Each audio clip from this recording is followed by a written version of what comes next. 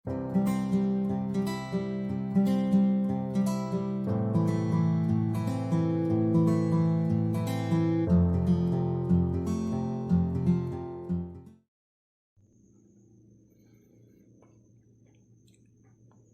Morning વિદ્યાર્થી મિત્રો.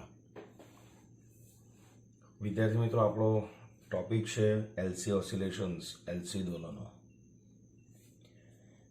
આમ તો વિદ્યાર્થી મિત્રો આ ટોપિક જે છે એલસી દોલનો, એલસી ઓસિલેશન્સ જે છે એને અત્યાર સુધીમાં એવું કહી શકીએ કે કમ્યુનિકેશન ટેકનોલોજીની અંદર જો કોઈ મૂળભૂત ઘટના હોય તો એ મારી દ્રષ્ટિએ એલસી દોલનો છે. કે વિધાઉટ એલસી ઓસિલેશન્સ કમ્યુનિકેશન જે છે કમ્યુનિકેશન પોસિબલ નથી. બરાબર. તો આ એલસી ઓસિલેશન્સ શું છે, એનું એક વિકલ સમીકરણ આપણે કેવી રીતે તારવીએ છીએ, એનો ઉકેલ શું છે એની ચર્ચા કરીએ છીએ, અને સાથે સાથે આપણે એલસી ઓસિલેશન્સ જે ઘટના છે એની કમ્યુનિકેશન સિસ્ટમમાં એનો રોલ શું છે, કેમ આના વગર એલસી ઓસિલેશન્સ વગર કોઈ પણ કમ્યુનિકેશન સિસ્ટમની પ્રોસેસ પોસિબલ નથી, એવી રીતે કઈ ઘટના છે. તો એને સમજવા માટે સૌથી પહેલા તો તમે એક વસ્તુ એ સમજી લો કે એલસી શબ્દ છે, રાઈટ. હવે એલસી નો મતલબ શું છે, તો કે L for inductor and C for capacitor. તો હવે તમે એ સમજી લો કે એલસી અને જે ઇન્ડક્ટર અને કેપેસિટર હોય ત્યાં આગળ આ એલસી ઓસિલેશન્સ આપણને મળે. બરાબર. એટલે એલસી ઓસિલેશન્સ તમારે જોઈતા હોય તો એ પરિપથમાં ઇન્ડક્ટર અને કેપેસિટર ત્યાં હોવા જરૂરી છે. તો હું તમને એક એલસી ઓસિલેશન્સ કેવી રીતે મળે, એનો શું રોલ છે, એ બધી જ વસ્તુ સમજાવું છું. આ આપણું કેપેસિટર છે, એની પોઝિટિવ અને એક નેગેટિવ પ્લેટ છે, અને એની સાથે સમજી લો કે આ જે છે ને એ કેપેસિટર અત્યારે ફૂલ્લી ચાર્જ છે. એને કોઈક બેટરી સાથે જોડી અને આપણે શું કર્યું હશે તો કે આપણે એ કેપેસિટરને ફૂલ ચાર્જ કરી દીધું છે. તો આપણે આ કેપેસિટર છે, કેપેસિટરને ફૂલ ચાર્જ કર્યા પછી આ કેપેસિટરને જ્યારે આપણે કોઈ ઇન્ડક્ટર સાથે કનેક્ટ કરીએ છીએ,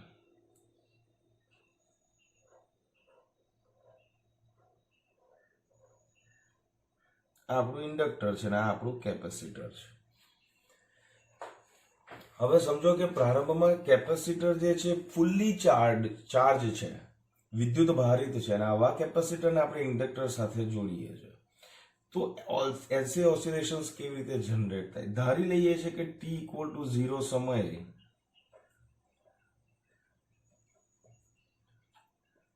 કેપેસિટર ફૂલ્લી ચાર્જ છે, એટલે કેપેસિટરનો વિદ્યુતભાર જે છે એ વિદ્યુતભાર કેવો હશે, મહત્તમ હશે, અને that is why it is denoted by Qm. બરાબર. હવે શું થાય છે, આ કેપેસિટરને જુઓ તમે ધ્યાનથી. પહેલા આપણે વિકલ સમીકરણ તારવીએ છીએ. વિકલ સમીકરણ તારવતા પહેલા એલસી ઓસિલેશન્સની ઘટના સમજાવું. આ તમારો આ જે છે આ પેન્સિલ છે, એને નહીં જોવાની, આપણે અહીંયા જોવાનું છે. આ કેપેસિટર છે, કેપેસિટર ઉપર અહીંયા પ્લસ ચાર્જ છે. બરાબર. એને આપણે આ રીતે દર્શાવીએ છીએ. જોજો ધ્યાનથી. આ જે છે ને એ તમારો પોઝિટિવ ચાર્જ ધરાવતી કેપેસિટરની પ્લેટ છે, નેગેટિવ ચાર્જ ધરાવતી પ્લેટ છે. શું થશે વિઝ્યુઅલાઇઝ કરો તો કે જેવું આની સાથે ઇન્ડક્ટર શરૂઆતમાં t = 0 કેપેસિટર પરનો ચાર્જ Qm મેક્સિમમ છે. એનો મતલબ એ કે કેપેસિટરના બે પ્લેટ વચ્ચે સંગ્રહિત વિદ્યુત ઉર્જા જે છે એ વિદ્યુત ઉર્જા મેક્સિમમ હશે, Q²/2c, એ તમને ખબર છે.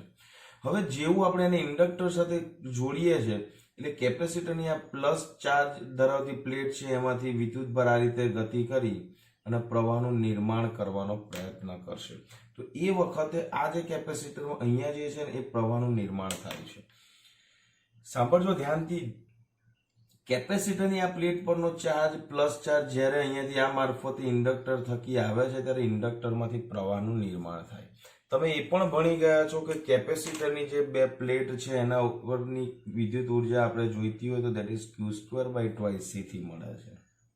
બરાબર. અને આના બે છેડે આના કેપેસિટર આ ઇન્ડક્ટર જે છે એમાં જે પોટેન્શિયલ એનર્જી છે એ ધેટ ઇઝ 1/2 Li² છે. હા, આનું બીજું સ્વરૂપ પણ છે, ધેટ ઇઝ 1/2 CV², રાઈટ, અને 1/2 QV. આ બધા ફોર્મેટ છે, બધાનો મતલબ એક જ છે. જ્યારે કેપેસિટર પરનો ચાર્જ મેક્સિમમ હોય ને વિદ્યાર્થી મિત્રો, ત્યારે કેપેસિટરની બે પ્લેટ વચ્ચે વિદ્યુત ક્ષેત્ર મેક્સિમમ હોવાથી કેપેસિટરની અંદર સંગ્રહિત ઉર્જા મેક્સિમમ થશે, ધેટ ઇઝ હાફ CV². જેવું આપણે એને ઇન્ડક્ટર સાથે કનેક્ટ કરીએ છીએ, ધ્યાનથી સાંભળજો, ત્યારે કેપેસિટરમાંથી પ્રવાહ વિદ્યુતભાર એક પ્લેટ પરથી ઇન્ડક્ટરની અંદર પસાર થઈને પ્રવાહનું નિર્માણ કરે, કારણ કે આપણે જાણીએ છીએ કે the flow of electron or the motion of electron it generates the current, electric current. તો અહીંયા પ્રવાહનું નિર્માણ થાય છે.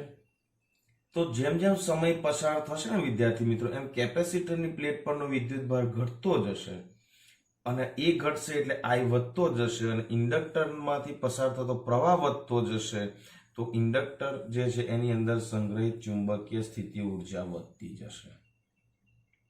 ક્લિયર? સાંભળજો ધ્યાનથી.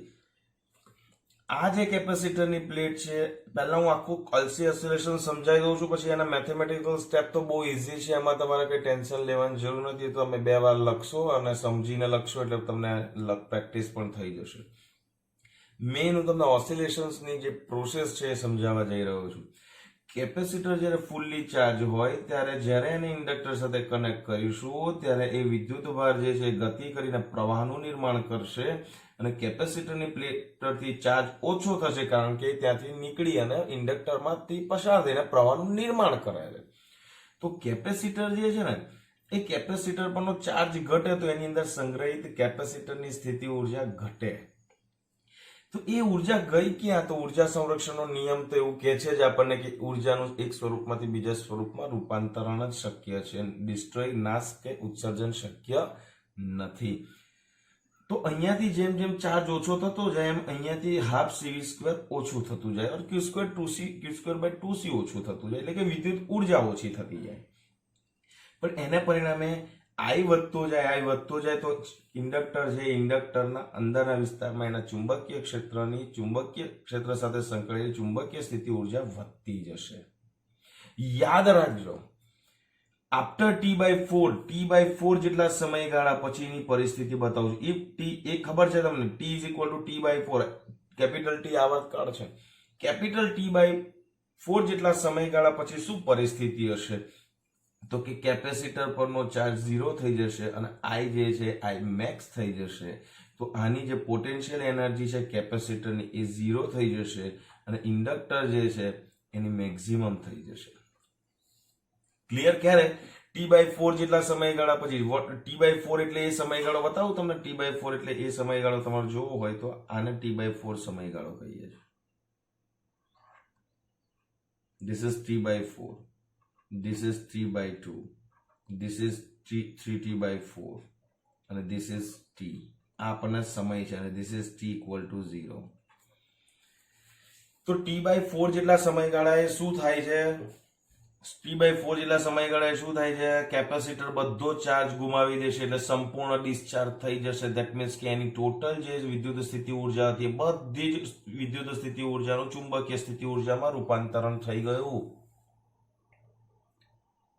ક્લિયર છે?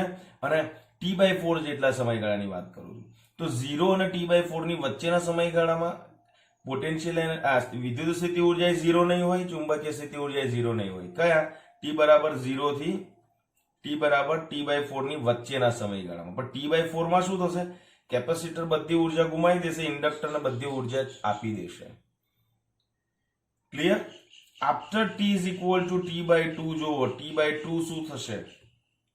તો કે હવે T/4 પછી જેમ જેમ સમય પસાર થતો જશે, એટલે બીજા T/4 જેટલા સમયગાળા, એટલે ટોટલ ટાઈમ કેટલો થશે? T/2. T/4 + T/4 that is T/2.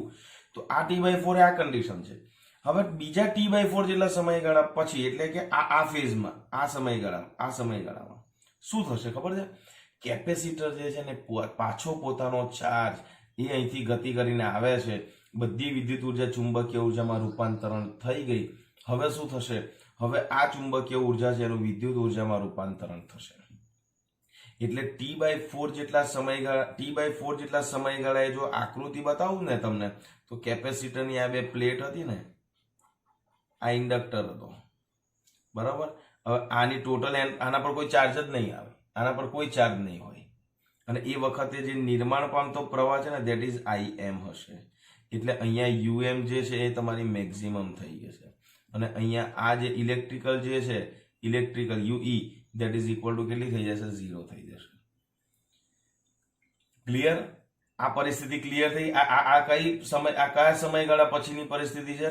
T/4 જેટલા સમયગાળા પછીની. હવે આપણે જઈએ છીએ બીજા T/4 જેટલા સમયગાળા પછી ધેટ ઇઝ T/2 એટલે T is equal two T/2 એટલે T is equal two T/4. તો આ કન્ડિશન હતી. હવે બીજો T/4 અંદર એડ કરી દો તો ધેટ ઇઝ T/2 ટાઈમ બને. તો T/T જેટલા ટાઈમમાં શું થશે વિદ્યાર્થી મિત્રો? તો ખાલી તમને બતાવું છું.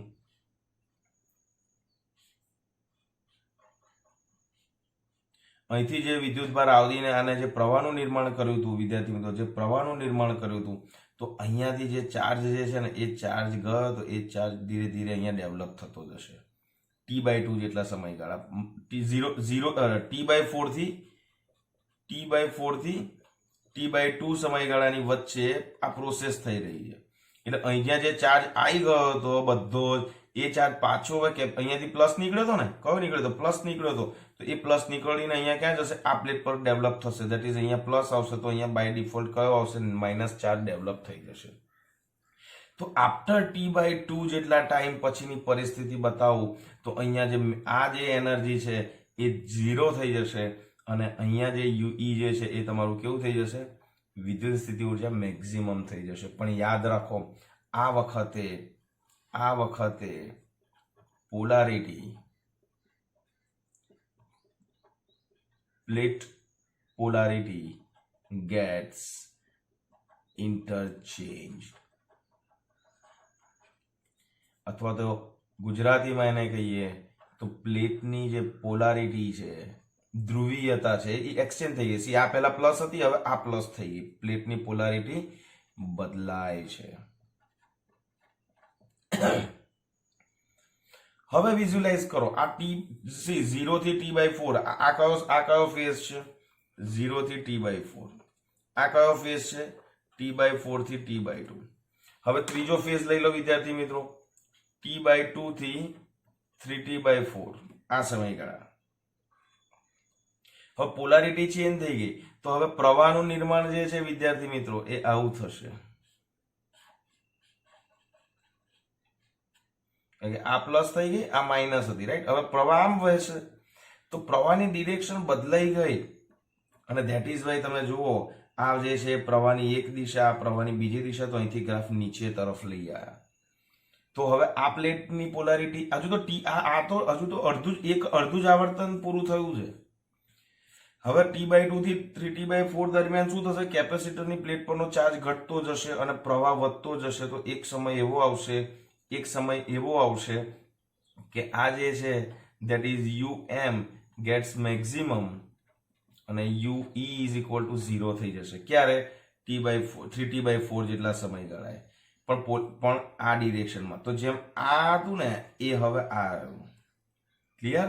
તો આ એક કન્ડિશન્સ. અને બીજી વસ્તુ, હવે 3T/4 થી તમે T/4 કેપિટલ T લઈ લેશો તો પાછી જે છે એ તમને આ આકૃતિ આવી જશે.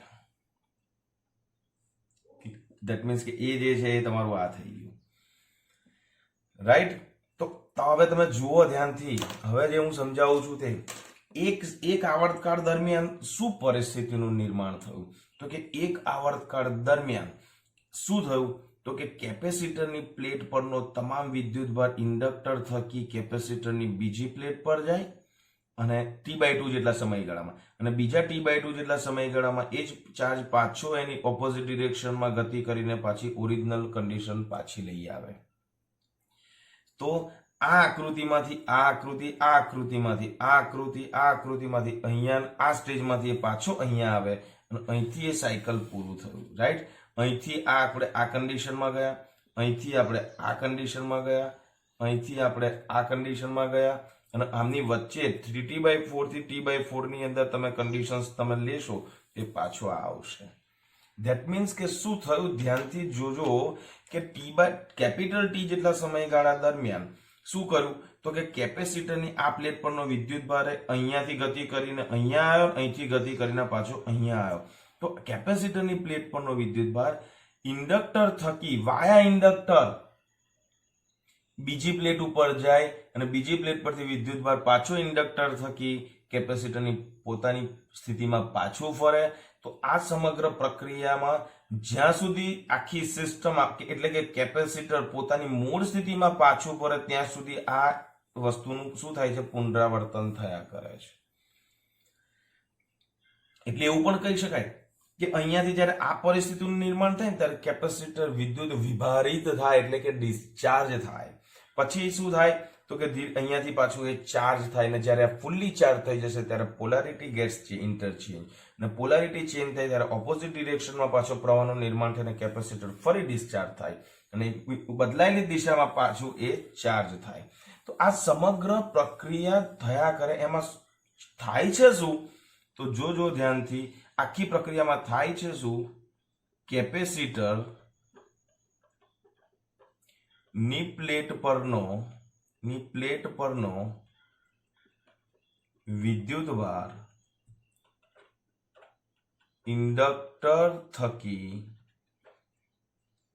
દોલનો કરે છે. સી આ જે પ્રોસેસ સમજાય ને દર કેપિટલ ટી જેટલા સમયગાળાએ રિપીટ થાય છે.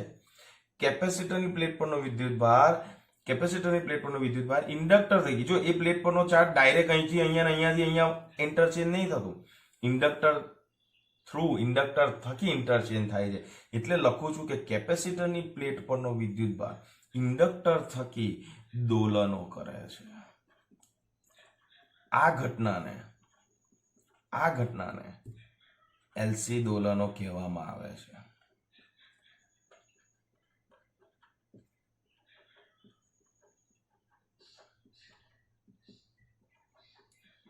આ ઘટનાને એલસી દોલનો કહેવામાં આવે છે. અને તમે જુઓ કે આખી પરિસ્થિતિ આ સમજૂતી છે બરાબર, કે કેવી રીતે એલસી કેપેસિટર પરનો વિદ્યુતભાર ઇન્ડક્ટર થકી દોલનો કરે છે. અને આ દોલનો કરવાથી શું થાય તો કે તમે જુઓ સમય જેમ જેમ બદલાય છે ને એમ કેપેસિટર પરનો ચાર્જ પણ બદલાય છે. અને કેપેસિટર પરનો ચાર્જ બદલાય તો કેપેસિટર સાથે સંકળાયેલું વિદ્યુત ક્ષેત્ર બદલાય, અને જેમ વિદ્યુત ક્ષેત્ર બદલાય તો વિદ્યુત ઉર્જામાં ફેરફાર થાય છે. એટલે વિદ્યુત ક્ષેત્ર બદલાય છે. તો એ વિદ્યુત ક્ષેત્ર બદલાય, વિદ્યુત ઉર્જા બદલાય તો એના પરિણામે ચુંબકીય ક્ષેત્ર, ચુંબકીય ઉર્જા પણ બદલાય. અને બદલાતું જતું વિદ્યુત ક્ષેત્ર અને બદલાતા જતા ચુંબકીય ક્ષેત્રનું સતત રિપીટેશન થાય દર કેપિટલ ટી જેટલા સમયગાળા પછી. ત્યારે બદલાતું જતું વિદ્યુત ક્ષેત્ર અને બદલાતું જતું જે ચુંબકીય ક્ષેત્ર છે એ વિદ્યુત ચુંબકીય તરંગોનું નિર્માણ કરે. અને એ જ વિદ્યુત ચુંબકીય જે તરંગો છે એ જ વિદ્યુત ચુંબકીય તરંગોને કારણે સમજી લેજો અવકાશની અંદર વિદ્યુત ચુંબકીય તરંગોનું નિર્માણ થાય અને એને કારણે એલસી ઓસિલેશન્સ જનરેટ થાય. ક્લિયર થાય છે? આમાં શું છે મેઇન વસ્તુ તો કેપેસિટર પરનો વિદ્યુતભાર, કેપેસિટરની પ્લેટ પરનો વિદ્યુતભાર ઇન્ડક્ટર થકી દોલનો કરે. અને એ જ્યારે દોલનો કરે છે એને આપણે કહીએ છીએ એલસી દોલનો. ઇન શોર્ટ આપણે એવું કહીએ છીએ કેપેસિટર પરનો ચાર્જ, જો એક પ્લેટ પરનો ચાર્જ ઇન્ડક્ટર થકી બીજી પ્લેટ ઉપર જો દોલનો કરતો હોય તો એ બીજું કશું જ નથી કરતો. તંત્રમાં રહેલી ઉર્જા જે છે એ ઉર્જા જ કેપેસિટર અને ઇન્ડક્ટરની વચ્ચે ઓસિલેટ થાય છે.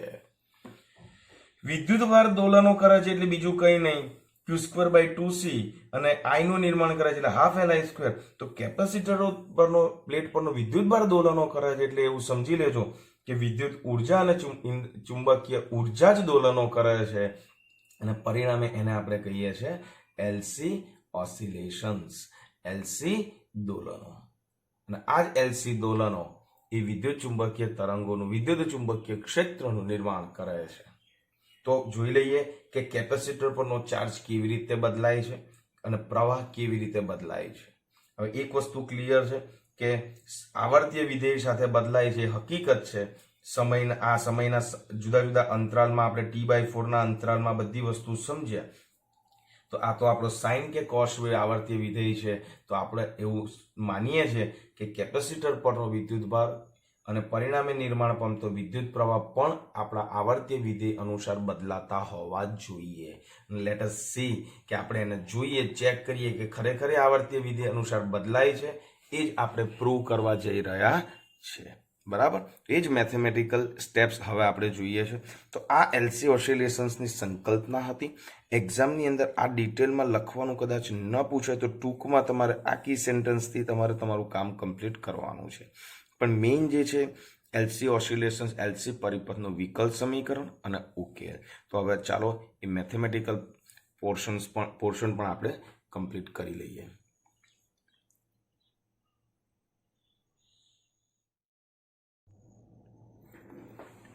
ચાલો, આપણું કેપેસિટર શું હતું? આ આપણો પરિપથ હતો અને આપણું ઇન્ડક્ટર હતું. ઓકે, આપણું ઇન્ડક્ટર. કેપેસિટરની આ પ્લસ ચાર્જ, આ માઇનસ ચાર્જ હોય તો અહીંયાથી પ્રવાહનું નિર્માણ થશે. આપણે જે કન્ડિશન લીધી હતી કે ટી બરાબર 0 સમયે કેપેસિટર પરનો જે વિદ્યુત ભાર છે એ કેટલો છે?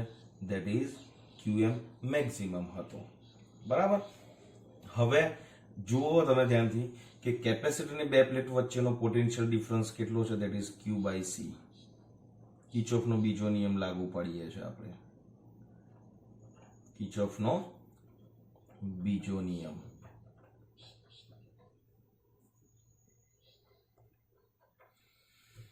અને ઇન્ડક્ટરના બે છેડા વચ્ચેનો potential difference that is -L di/dt. -L di/dt અને ઇઝ ઇક્વલ ટુ 0. હવે એક વસ્તુ સમજી લો કે પ્રવાહનું નિર્માણ થાય છે, ક્યુમાં ચેન્જીસ થાય છે વિથ રિસ્પેક્ટ ટુ ટાઈમ. બરાબર. પરંતુ તમે જુઓ કે ક્યુ ઘટે છે ત્યારે આઈ જે છે એ શું થાય છે? વધે છે. કારણ કે આપણે કેપેસિટરની પ્લેટ, કેપેસિટર જેમ જેમ ચાર્જ ગુમાવશે એમ આઈ વધતો જશે. અને જેમ જેમ કેપેસિટરનો ચાર્જ 0 થઈ જશે આઈ મેક્સિમમ થઈ જશે. તો કેપેસિટરની કુલ સ્થિતિ ઉર્જા 0 થઈ જશે તો ચુંબકીય ઉર્જા મેક્સિમમ થઈ જશે. તો બધી વિદ્યુત ઉર્જાનું ચુંબકીય ઉર્જામાં રૂપાંતરણ થઈ ગયું.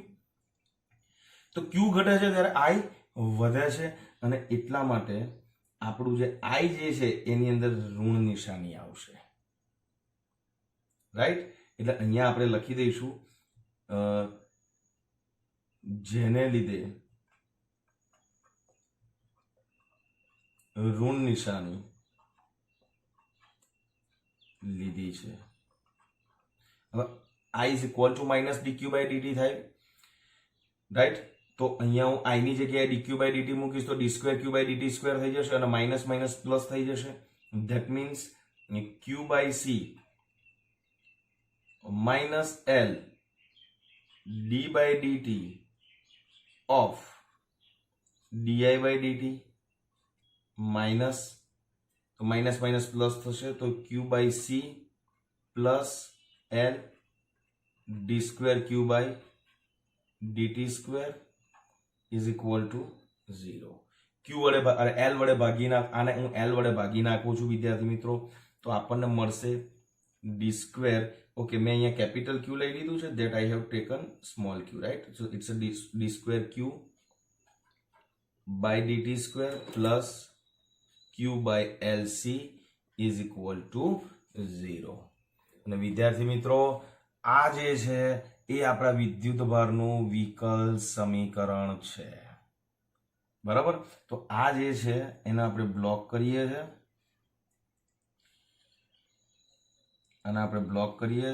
અને આ સમીકરણ એ LC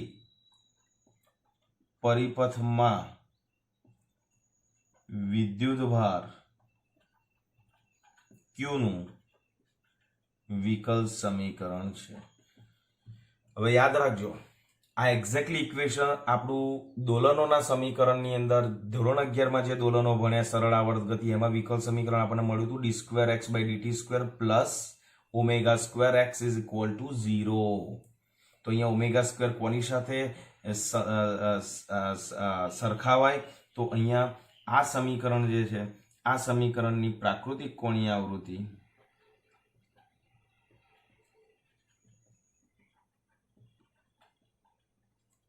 ω0 is equal to 1/ω02 is equal to 1/LC મળે.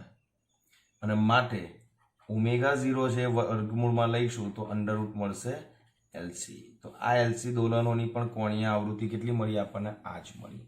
અને જેમ આનું વિકલ સમીકરણનો ઉકેલ આપણે વિદ્યાર્થી મિત્રો કયો લીધો તો ખબર છે તમને? પેલા d2y/dt² plus omega square y equal to 0 સરળ આવર્ત ગતિની અંદર, તો એનું વિકલ સમીકરણનો ઉકેલ હતો y બરાબર a sin cos omega t plus y और y is equal to a cos omega t plus 5. તો અહીંયા આપણે સાઇન લઈશું કે કોસ લઈશું વિદ્યુત ભાર માટે? તો યાદ રાખો આપણે આ કન્ડિશનને ફોલો કરવાની છે. t બરાબર 0 એ q કેવો છે? મેક્સિમમ. તો ગ્રાફ તમને ખબર છે કે t બરાબર 0 સમયે મેક્સિમમ વેલ્યુ કોની હશે? કોસ વિધેયની છે. એટલા માટે આ સમીકરણ જે છે એનો ઉકેલ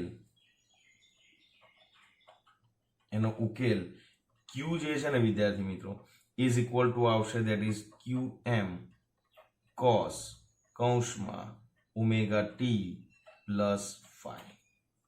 આ થશે.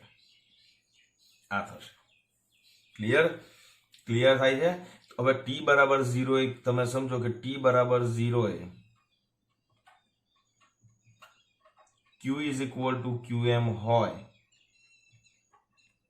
t બરાબર 0 એ જોજો t બરાબર 0 એ q બરાબર qm હોય તો તમે સમજો કે cos વિધેયની t0 મૂકી દઈશું, અહીંયા t0 મૂકી દઈશું તો આખી પદ 0 થઈ જશે તો વધશે cos 5. તો હવે તમે મને કહો q બરાબર qm તો અહીંયા આવશે cos 5. આ q બરાબર qm ત્યારે જ પોસિબલ છે ને જ્યારે આની વેલ્યુ તમારી કેટલી હોય? 1 હોય. તો cos 5 ઇઝ ઇક્વલ ટુ આવશે 1 અને this is equal two cos 0 degree. તો phi કેટલો મળશે આપણને વિદ્યાર્થી મિત્રો?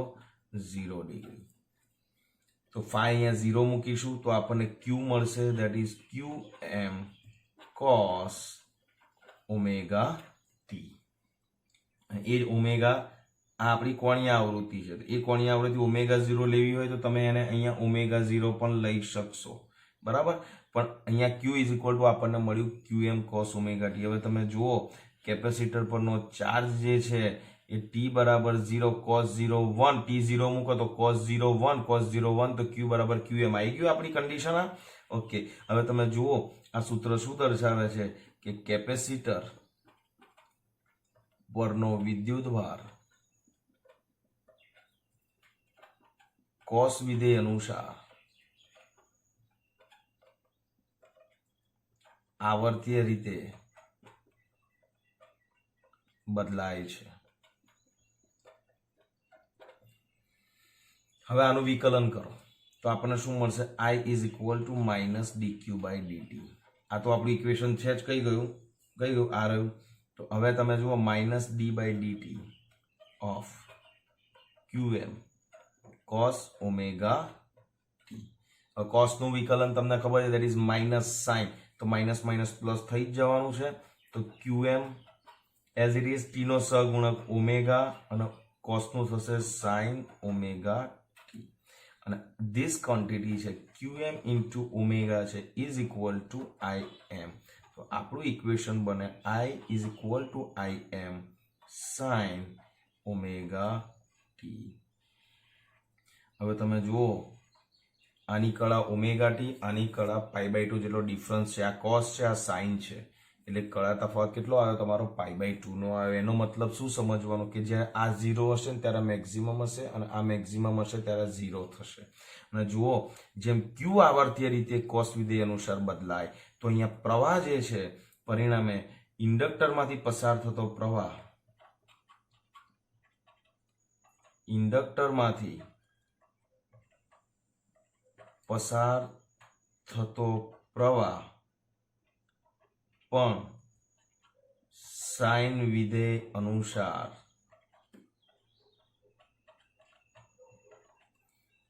આવર્તીય રીતે બદલાય છે.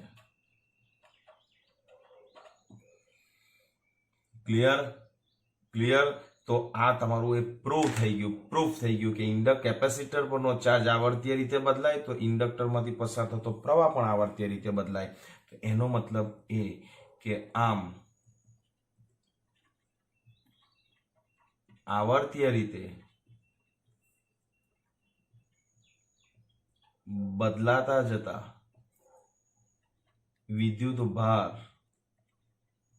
અને વિદ્યુત પ્રવાહ એ આવર્તીય રીતે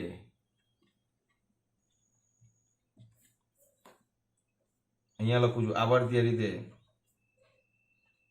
બદલાતા જતા વિદ્યુત ક્ષેત્ર અને ચુંબકીય ક્ષેત્ર નું નિર્માણ કરે છે.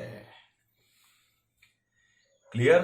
સી ઇન્ડક્ટર આ ઇક્વેશન પ્રમાણે એવું કહી શકીએ છીએ કે ક્યુ જે છે આવર્તીય રીતે બદલાય, કારણ કે એના ઇક્વેશનમાં આવર્તી વિધિ કોસ આવે છે, આમાં પણ આવર્તી વિધિ સાઇન આવે છે. તો આવર્તીય રીતે બદલાતું જતો વિદ્યુત ભાર આવર્તીય રીતે બદલાતા જતા વિદ્યુત ક્ષેત્રનું નિર્માણ કરે. આવર્તીય રીતે બદલાતો જતો વિદ્યુત ભાર વિદ્યુત ક્ષેત્રનું નિર્માણ બદલાતા વિદ્યુત ક્ષેત્રનું નિર્માણ કરે અને પરિણામે બદલાતો વિદ્યુત પ્રવાહ જે છે એ આવર્તીય રીતે ચુંબકીય ક્ષેત્રનું નિર્માણ કરે છે. અને આ રીતે વિદ્યુત ચુંબકીય તરંગોનું ઉત્સર્જન પણ થાય છે. ક્લિયર? ક્લિયર? તો આપણે આખી જ વસ્તુ જે છે એ આ ઇક્વેશન આપણે જે મિકેનિકલ આપણે જે દોલનોના ચેપ્ટરની અંદર જે આપણે મિકેનિક્સ ભણ્યા, બરાબર, એ આપણું યાંત્રિક એ બ્લોક એ પદાર્થના યાંત્રિક દોલનો હતા. આ વિદ્યુત ઇલેક્ટ્રોનિક પરિપથમાં વિદ્યુત ભારના દોલનો છે.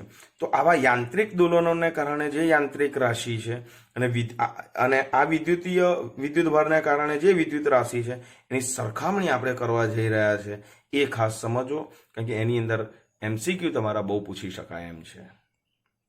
બરાબર?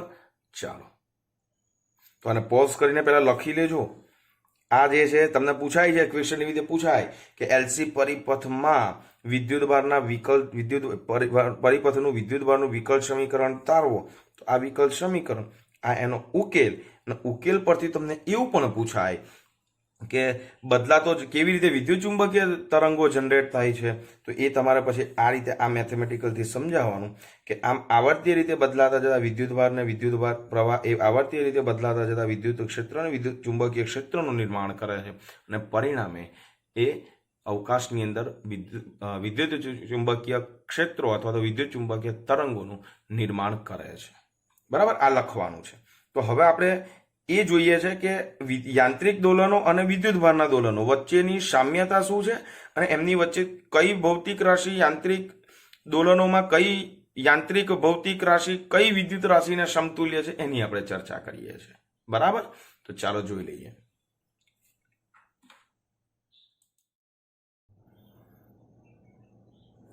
તો જુઓ વિદ્યાર્થી મિત્રો, આ જે છે એ આપણા LC દોલનો અને અહીંયા આપણે લખીએ છીએ આપણા યાંત્રિક દોલનો.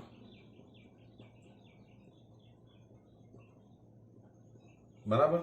હવે આપણને LC દોલનોમાં ઇક્વેશન શું મળ્યું હતું? d2q by dt2 plus q by LC is equal to 0. Clear?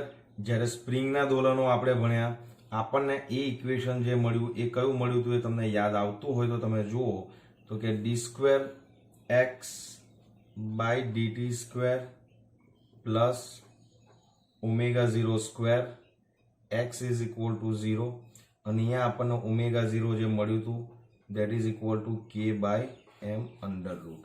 જ્યારે આપણને આની અંદર ω0 જે મળ્યું એ કેટલું મળ્યું આપણને? 1/√LC. ક્લિયર? તો અહીંયા સૌથી પહેલા x ને સમતુલ્ય કોણ છે? x ને સમતુલ્ય કોણ છે એ તમે વિચારો તો કે x ને સમતુલ્ય વિદ્યુત ભાર છે. તો અહીંયા આપણે ચર્ચા ઇક્વેશનની પણ કરતા જઈએ છીએ અને સાથે સાથે આપણે એનું એક ટેબલ પણ બનાવતા જઈએ છીએ. બરાબર? તો અહીંયા આપણે લઈએ છીએ યાંત્રિક રાશિ અને અહીંયા લઈએ છીએ આપણે વિદ્યુત રાશિ. એક માર્ક્સના MCQ માં પૂછાય છે એટલા માટે આની ચર્ચા કરીએ છીએ આપણે. જે વસ્તુ અહીંયા સ્થાનાંતર છે એ જ વસ્તુ અહીંયા કોણ છે? વિદ્યુત ભાર. તો યાંત્રિક રાશિ જે આપણે સ્થાનાંતર લઈએ છીએ એ અહીંયા આગળ વિદ્યુત ભાર તરીકે અહીંયા કોણ આવશે? વિદ્યુત ભાર તરીકે આવશે. હવે તમને પ્રશ્ન શું પૂછાય એ સમજાવું, કેવી રીતે પૂછાય. તમને એવું પૂછાય છે કે કોઈ યાંત્રિક તંત્રમાં સ્થાનાંતરને કોઈ વિદ્યુત તંત્રની અંદર યાંત્રિક તંત્રમાં રહેલી જે સ્થાનાંતર ભૌતિક રાશિ છે એને સમતુલ્ય ભૌતિક રાશિ કઈ, અથવા તો યાંત્રિક તંત્રની અંદર સ્થાનાંતર જે ભાગ ભજવે છે વિદ્યુત તંત્રની અંદર એ ભાગ કોણ ભજવે છે, તો એને આપણે કહીએ છીએ દેટ ઇઝ વિદ્યુત ભાર. ક્લિયર થાય છે કે નહીં થતું? ફાઇન. એટલે મેઇન વસ્તુ તમે અહીંયા આ સમજજો. આ બધાની અંદર, આ બધા ઇક્વેશનની અંદર આપણે જે સાબિત કરી લાયા, તો એમાં એક વસ્તુ ક્લિયર આવી ગયું કે આ ઇક્વેશન ઉપરથી તમે જો અહીંયા છે અંડરરૂટ m, અંડરરૂટ 1/m, અહીંયા છે 1/√L, બરાબર. અને જે k જે છે એ k આવશે 1/√C. હવે આ જે છે એ ઇક્વેશનના આધારે લાયા છે, એટલા માટે આપણે અહીંયા એ ભૌતિક રાશિને અનુરૂપ લઈ લઈએ. અહીંયા જે દળ m છે, અહીંયા સ્થાનાંતર જે x હતું, અહીંયા વિદ્યુતભાર કોણ હતું? q હતું. અહીંયા જે દળ m છે વિદ્યાર્થી મિત્રો, એ અહીંયા છે ઇન્ડક્ટન્સ L. ક્લિયર? જે આની અંદર બળ અચળાંક k છે એ જ વસ્તુ અહીંયા આગળ કેપેસિટરનો વ્યસ્ત છે, એ પણ યાદ રાખજો.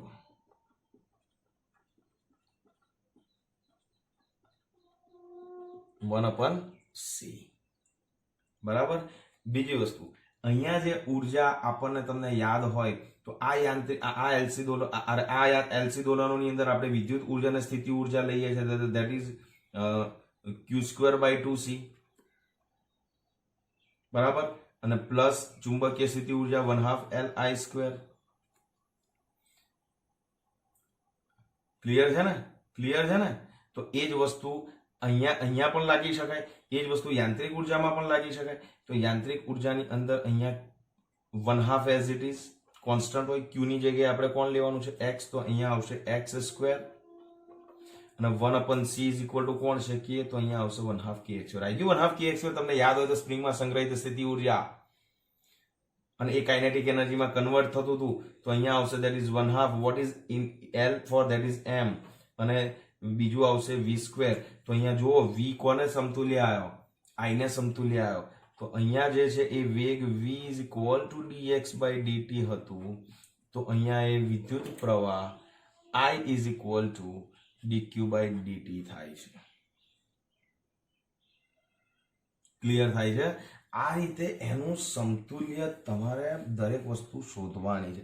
બીજું યાદ રાખજો, તમે અવમંદિત દોલનો પણ ભણી ગયા 11મા ધોરણમાં, અવમંદિત દોલનો, અને એની અંદર અવમંદન અચળાંક આવતો હતો. તો એને સમતુલ્ય ભૌતિક રાશિ એની અંદર અવરોધ છે. દાખલા તરીકે અહીંયા અવમંદન અચળાંક આ ગતિને અવરોધવાનું કામ કરતું હતું, તમને યાદ હોય તો.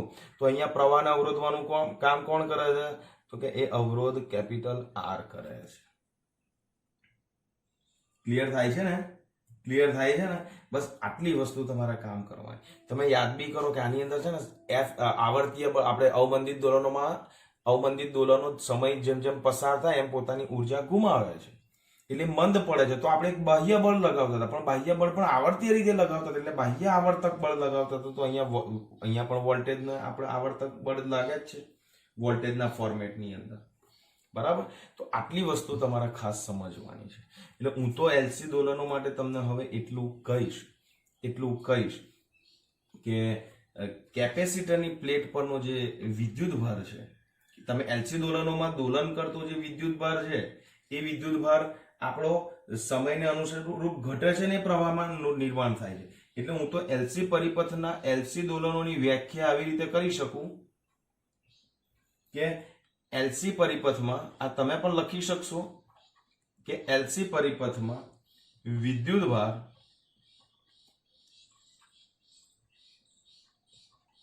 કેપેસિટર ની બે પ્લેટ વચ્ચે ઇન્ડક્ટર થકી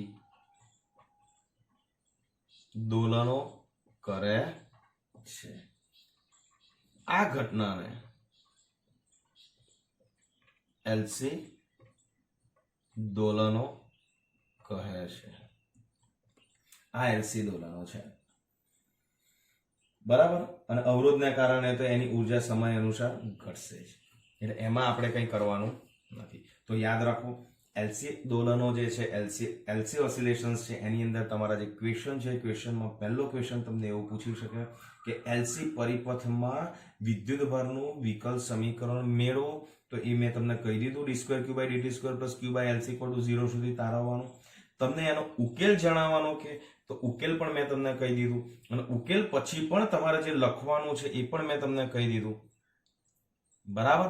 અને તમે કહેતા હો તો હું એકવાર રિપીટ કરી લઉં કે કેપેસિટર જે છે એ કેપેસિટરની સમય જેમ જેમ પસાર થશે એમ કેપેસિટર પરનો વિદ્યુતભાર ઘટતો જાય, તો કેપેસિટર ધીરે ધીરે ડિસ્ચાર્જ થાય, ધીરે ધીરે એના પરનો વિદ્યુતભાર ઘટે, ધીરે ધીરે એની અંદર સંગ્રહિત સ્થિતિ ઉર્જા ઘટે, અને એ ઉર્જા ક્યાં જાય તો એ પ્રવાહનું નિર્માણ કરતું હોવાથી ઇન્ડક્ટર જે છે એ ઇન્ડક્ટરની અંદર એ પ્રવાહનું નિર્માણ થાય, અને એ વિદ્યુત ઉર્જા ક્રમશઃ ચુંબકીય ઉર્જામાં રૂપાંતરણ થાય, અને ચોક્કસ